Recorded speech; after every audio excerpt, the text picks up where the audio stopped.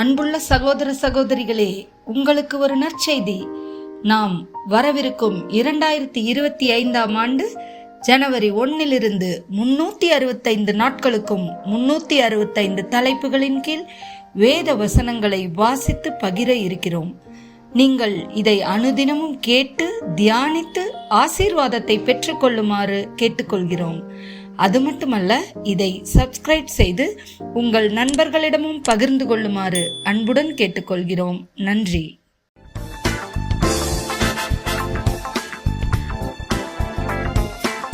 இன்று நாள் 62. தலைப்பு அலட்சியம்.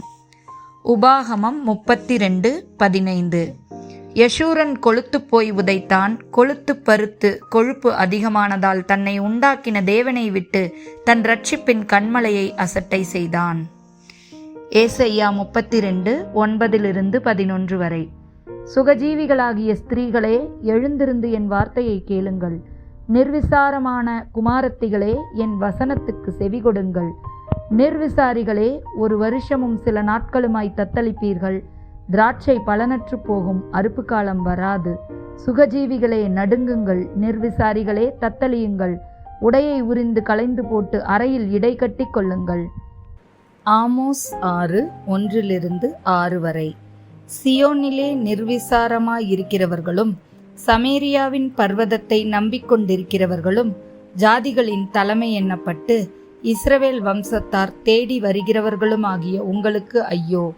நீங்கள் கல்னே மட்டும் சென்று அவ்விடத்திலிருந்து ஆமாத் என்னும் பெரிய பட்டணத்துக்கு போய் பெலிஸ்தியருடைய காத் பட்டணத்துக்கு இறங்கி, அவைகள் இந்த ராஜ்யங்களை பார்க்கிலும் நல்லவைகளோ என்றும் அவைகளின் எல்லைகள் உங்கள் எல்லைகளை பார்க்கிலும் விஸ்தாரமானவைகளோ என்றும் பாருங்கள்.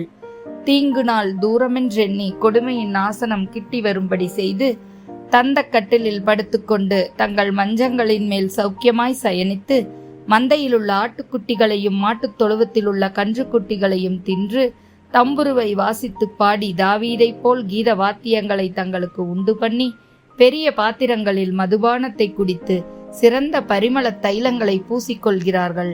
ஆகிலும் யோசேப்புக்கு நேரிட்ட ஆபத்துக்கு கவலைப்படாமல் போகிறார்கள். செப்பனியா 1:12. அக்காலத்திலே நான் எருசலேமை விளக்கு கொளுத்தி சோதித்து வண்டல் போல குழம்பி இருக்கிறவர்களும் கர்த்தர் நன்மை செய்வதும் இல்லை தீமை செய்வதும் இல்லை என்று தங்கள் இருதயத்தில் சொல்லுகிறவர்களுமான மனுஷரை தண்டிப்பேன். ஆமேன்.